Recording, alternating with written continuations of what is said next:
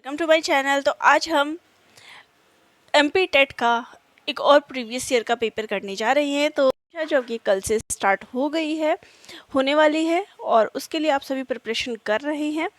तो उसमें ये आपकी PYQ यानी प्रीवियस ईयर के पेपर बहुत ही महत्वपूर्ण होंगे। तो चलिए अपनी प्रश्नोत्तरी हम शुरू करते हैं। और मेरे चैनल पे आपको और भी वीडियोस मिल जाएंगे जो कि बाल विकास से संबंधित है। तो चाहे आप सीटेट की तैयारी कर रहे हो, चाहे आप एमपीटेट की, सभी के लिए ये प्रश्नोत्तरी बहुत ही महत्वपूर्ण है। तो चलिए वीडियो को देखते हैं, प्रश्नों को करते हैं। तो पहला प्रश्न है, वह मापनी जिसमें अंतराल के समस्त गुण के साथ परम शून्य भी हो कहलाती है? क्रम सूचक मापनी, नापित मापनी, अंतराल मापनी या फिर अनुपात मापनी? तो राइट आंसर हो जाएगा यहाँ पे अनुपात मापनी। नेक्स्ट क्वेश्चन पे आते हैं। तो नेक्स्ट क्वेश्चन है, फ्राइड के अनुसार हमारे मूल्यों का आंतरिकीकरण डैश में होता है? अहम, इदम, पराहम या फिर परिस्थितियों? तो यहाँ पे राइट आंसर हो जाएगा ऑप्शन नंबर 3, पराहम। नेक्स्ट क्वेश्चन है, व्यवहारवादी डैश ने कहा है, मुझे नवजात शिशु दे दो, मैं उसे डॉक्टर, वकील, चोर या जो चाहूँ बना सकता हूँ? तो ये किसने कहा है? न्यूमैन ने, फ्रीमैन ने या फिर वॉटसन ने या फिर होलजिंगर ने? तो ये कथन जो है वॉटसन के द्वारा कहा गया है। चलिए अब अगले प्रश्न पे आते हैं। ध्यान आकर्षित होने में डैश की प्रमुख भूमिका होती है? उद्दीपन की उपाय देयता, उद्दीपन की तीव्रता, उद्दीपन की विश्वसनीयता या फिर उद्दीपन की सक्रियता? तो इसका राइट आंसर हो जाएगा ऑप्शन नंबर 2, उद्दीपन की तीव्रता। नेक्स्ट क्वेश्चन है, डैश छात्र में रुचि उत्पन्न करने की कला है? सहानुभूति, शिक्षण, समदृष्टि या फिर प्रेरणा? तो इसका राइट आंसर हो जाएगा यहाँ पे प्रेरणा। तो प्रेरणा से क्या है, छात्र में विषय को लेकर रुचि हो जाती है। चलिए नेक्स्ट क्वेश्चन है, फ्राइड के अनुसार, तो यहाँ पे डेफिनेशन दी गई है, तो आपको बताना है कि फ्राइड के अनुसार क्या कथन सही है। विस्मरण का अर्थ है किसी समय प्रयत्न करने पर भी किसी पूर्व अनुभव का स्मरण करने या पहले की सीखी हुई किसी कार्य को करने की असफलता। नेक्स्ट है, ग्रहण किए या सीखे हुए तथ्यों को धारण करने या पुनः स्मरण करने की असफलता को विस्मरण कहते हैं। नेक्स्ट है, विस्मरण वह प्रवृत्ति है जिसके द्वारा दुखद अनुभवों को स्मृति से अलग कर दिया जाता है या फिर उपरोक्त में से कोई नहीं? तो यहाँ पर फ्राइड के अनुसार जो विस्मरण की सही परिभाषा होती है वो होती है ऑप्शन नंबर 3 कि विस्मरण वह प्रवृत्ति है जिसके द्वारा दुखद अनुभवों को स्मृति से अलग कर दिया जाता है। चलिए अपने नेक्स्ट क्वेश्चन पे आते हैं। तो हमारा नेक्स्ट क्वेश्चन है, SOR किसके द्वारा प्रस्तावित किया गया है? कोफा, वाटसन, कोहलर या फिर गेस्टाल्टवादी व मनोवैज्ञानिक? तो ये क्वेश्चन जो है यहाँ पर देख सकते हैं, इसमें से कोई भी नहीं है। चलिए मैं आपको आंसर यहाँ पे पढ़ देती हूँ कि अमेरिकी विज्ञानी वुडवर्थ के द्वारा प्रस्तावित किया गया था। तो यहाँ पे हमारे ऑप्शन में वुडवर्थ नहीं है, तो ये चारों कोई ऑप्शन नहीं आएगा। आप आंसर ध्यान रखिएगा, क्या आएगा? वुडवर्थ। नेक्स्ट क्वेश्चन है, ध्यान को केंद्रित करने की आंतरिक दशा है? नवीनता, अवधि, रुचि या फिर आकार? तो राइट आंसर हो जाएगा ऑप्शन नंबर 3, रुचि। नेक्स्ट क्वेश्चन है, एक परिस्थिति में अर्जित ज्ञान का दूसरी परिस्थिति में उपयोग कहलाता है? सीखने में स्थानांतरण, सीखने की विधियां, सीखने में पठार या फिर सीखने में रुचि? तो राइट आंसर हो जाएगा यहाँ पे ऑप्शन नंबर 1, सीखने में स्थानांतरण। नेक्स्ट क्वेश्चन है, अनुभव द्वारा व्यवहार में परिवर्तन कहलाता है? सीखना, स्मृति, प्रेरणा या फिर चिंतन? तो राइट आंसर हो जाएगा ऑप्शन नंबर 1, सीखना। नेक्स्ट क्वेश्चन है, सांख्यिकी में वह रेखा चित्र जिसमें आवृत्तियों को स्तंभों द्वारा प्रदर्शित किया जाता है कहलाता है? आवृत्ति बहुभुज, स्तंभाकृति, संचयी आवृत्ति या फिर रेखा चित्र? तो राइट आंसर है स्तंभाकृत। ऑप्शन नंबर 2 जो है यहाँ पे राइट आंसर हो जाएगा। चलिए नेक्स्ट क्वेश्चन पे आते हैं। नेक्स्ट क्वेश्चन है, विकास की किस अवस्था में बुद्धि का अधिकतम विकास होता है? शैशवावस्था, बाल्यावस्था, किशोरावस्था या फिर प्रौढ़ावस्था? तो राइट आंसर है बाल्यावस्था। तो बाल्यावस्था में बुद्धि का सर्वाधिक विकास होता है।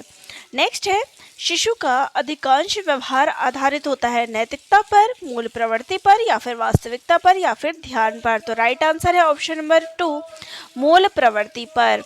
नेक्स्ट है, अंतर्दृष्टि द्वारा सीखने के सिद्धांत में कोहलर ने प्रयोग किया था वनमानुषों पर, कुत्ते पर, बिल्ली पर या फिर चूहे पर? तो कोहलर के द्वारा जो है वनमानुषों पर प्रयोग किया गया था। नेक्स्ट है, यह आवश्यक नहीं है कि उच्च बुद्धि लब्धि वाले बच्चे डैश में भी उच्च होंगे। अध्ययन, सृजनशीलता, विश्लेषण करने या फिर अच्छे अंक प्राप्त करने? तो राइट आंसर है ऑप्शन नंबर 2, सृजनशीलता। नेक्स्ट है, अधिगम में डैश ने प्रभाव का नियम दिया था? स्किनर, पावलोव, वाटसन या फिर थॉर्नडाइक का?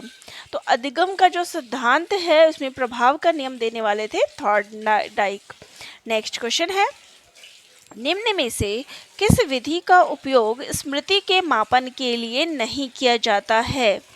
तार्किक विधि, प्रत्याह्वान विधि, पहचान विधि या फिर पुनः सीखना विधि? तो राइट आंसर हो जाएगा यहाँ पे ऑप्शन नंबर 1, तार्किक विधि।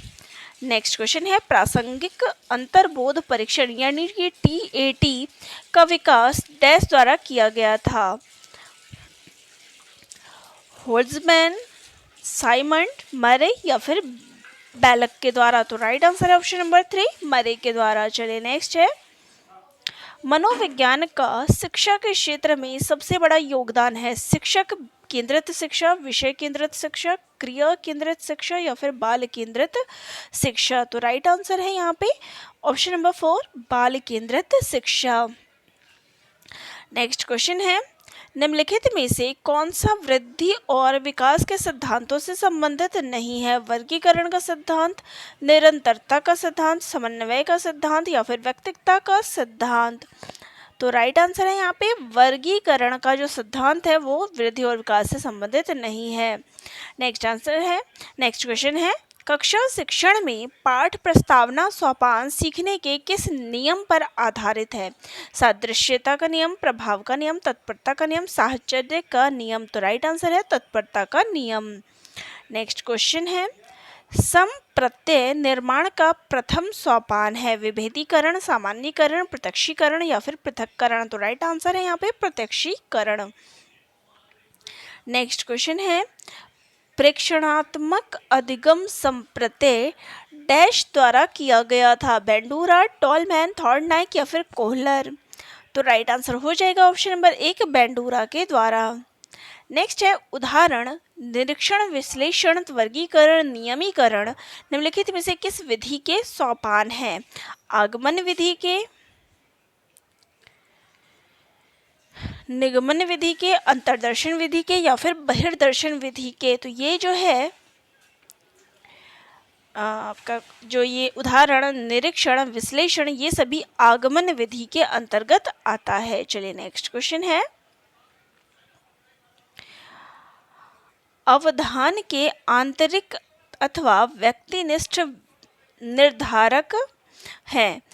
उद्दीपक, वस्तु, प्रविधि, रुचि, लक्ष्य, अभिवृत्ति, प्रकाश, ध्वनि, गंध, पुरस्कार, दंड या फिर प्रोत्साहन? तो राइट आंसर हो जाएगा ऑप्शन नंबर 2, रुचि, लक्ष्य और अभिवृत्ति, बी ऑप्शन राइट है। चलिए नेक्स्ट है, बाल मनोविज्ञान का क्षेत्र है? केवल गर्भावस्था की विशेषताओं का अध्ययन, केवल शैशवावस्था की विशेषताओं का अध्ययन, केवल बाल्यावस्था की विशेषताओं का अध्ययन या फिर गर्भावस्था से किशोरावस्था की विशेषताओं का अध्ययन? तो राइट आंसर है ऑप्शन नंबर 4। चलिए नेक्स्ट क्वेश्चन है, वह अवस्था जो कि माता के 21वें गुणसूत्र जोड़े के अलग न हो पाने के कारण होती है कहलाती है? Klinefelter syndrome, Down syndrome, Turner syndrome या फिर विल्सन सिंड्रोम? तो राइट आंसर हो जाएगा यहाँ पे option number 2, Down syndrome. Next question है, कोलबर्ग के अनुसार किस अवस्था में नैतिकता बाह्य कारकों द्वारा निर्धारित होती है? पारंपरिक अवस्था, पूर्व पारंपरिक अवस्था, पश्चात पारंपरिक अवस्था या फिर उपरोक्त में से कोई नहीं। तो राइट आंसर ऑप्शन नंबर 2, पूर्व पारंपरिक अवस्था। नेक्स्ट क्वेश्चन है, निम्नलिखित में से कौन सा एक सही क्रम है? ब्लास्टोसिस्ट, अंडाणु शुक्राणु युग्मनज या फिर अंडाणु शुक्राणु ब्लास्टोसिस्ट या फिर युग्मनज या फिर ब्लास्टोसिस्ट युग्मनज अंडाणु शुक्राणु युग्मनज और ब्लास्टोसिस्ट। तो यहाँ पे राइट आंसर हो जाएगा ऑप्शन नंबर 4। नेक्स्ट है, अंतर्मुखी, बहिर्मुखी तथा उभयमुखी व्यक्तित्व का वर्गीकरण डैश द्वारा किया गया है? तो देखिए युंग, क्रेचनर या फिर शेल्डन। तो देखिए अंतर्मुखी, बहुर्मुखी और उभयमुखी का जो वर्गीकरण है ये युंग के द्वारा किया गया है। तो चलिए ये थी हमारी प्रश्नोत्तरी। नेक्स्ट वीडियो में मैं और भी प्रश्नोत्तर लेके आऊँगी, तो जिनको भी एमपी टेट की तैयारी करनी है मेरे चैनल से जुड़ सकते हैं। कल से हम और ज़्यादा तैयारी करेंगे और ज़्यादा प्रैक्टिस सेट भी मैं यहाँ पे करवाऊँगी। वीडियो अच्छी लगी तो चैनल को लाइक शेयर सब्सक्राइब करिएगा। तो यहाँ पे आपको मैं बाल विकास से जुड़े हुए PYQ करवा रही हूँ। चलिए सभी का धन्यवाद।